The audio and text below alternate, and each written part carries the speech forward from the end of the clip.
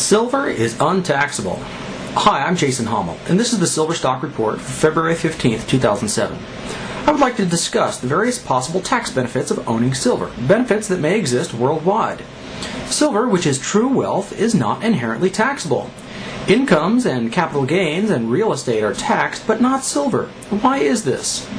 According to my understanding of biblical law and history, it was only the first fruits or increases in a person's wealth, and only about 10% that was supposed to be given as tithes to the priests. Therefore, if the priests were to have any income at all, they would be highly motivated to follow God's laws to set up an economic system that would continually increase the wealth of the people. But wealth itself is not taxable, partly because it cannot be found. When you buy silver in the United States, it is not registered with any government agency. They will ask you for your driver's license, and the coin shop may keep records, but nothing else is required, because the purchase of silver is not a taxable event in the United States, nor is the sale of silver if sold at a loss. In many European nations, however, there is a VAT, or value-added tax, of about 17% on the purchase of silver, but not gold. I believe that is somewhat like a tax on the withdrawal of your money out of the banking system, but I digress. In contrast to silver, real estate must be registered and insured, and every bit of land can be mapped and located, and thus is open to taxation or confiscation through eviction if the levied taxes are not paid.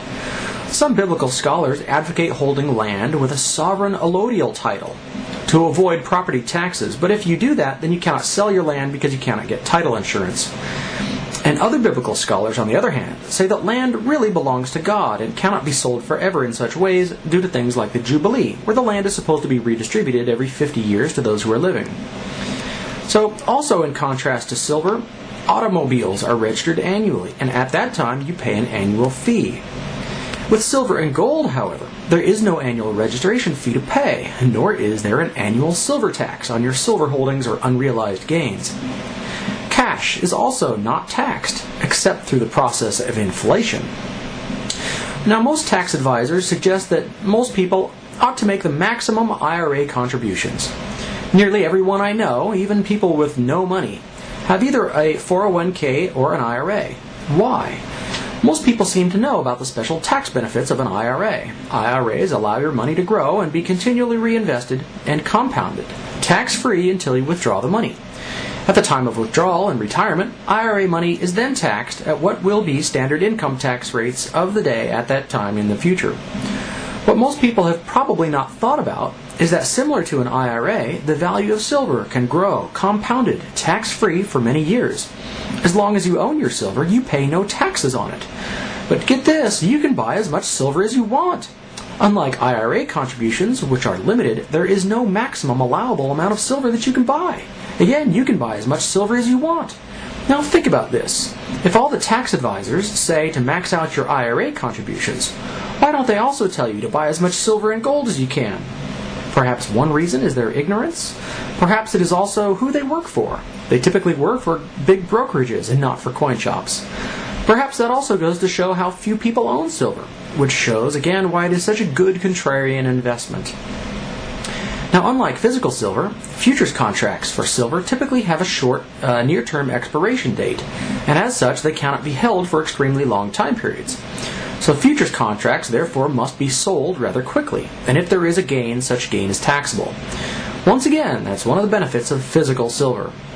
Furthermore, there is no line on any tax form in any nation that asks you to report how much silver you own and to pay a certain percentage. You can thus own silver for years and years and never pay any tax on it. Incomes are taxed and capital gains are taxed, but wealth itself is not taxed. In the United States, there are capital gains taxes on the dollar gains of silver you may own and finally sell. Unfortunately, the capital gains on silver and ETFs are set at the rate of collectibles and are higher rates than the rates of long-term stock investments. Nevertheless, capital gains tax rates tend to change from decade to decade. Therefore, if you plan to hold your silver for an extremely long time, such as for a generation or more, who knows what the tax rate on capital gains may be? Check with your attorney 20 to 30 years from now. One thing I know is that whatever activities that they tax are destroyed. In the future, if silver becomes extremely valuable, and valuable to the economy, it may well be the case that there will be tax incentives for selling silver. After all, if the government wants to collect any taxes at all, they must make sure that the people are prosperous. What really bothers the government about people who own silver is that often the sale of silver is not required to be reported to the government. Therefore, people who sell silver have the ability to not report such capital gains and easily escape such taxation. But I would certainly never advise people to break the law. Capital gains on the sale of silver can also be legally avoided if you give away your silver before it is sold. This may be something to consider, especially if you plan on leaving behind an inheritance for your children's children. Please pay attention to this important disclaimer. Since I'm not a tax attorney, I believe it is illegal for me to give you any tax advice. Therefore, this presentation is not and does not contain tax advice. Tax law is constantly changing in the United States, and tax laws vary around the world. As always, if you have questions about taxes, consult your tax attorney or several tax attorneys to get several opinions.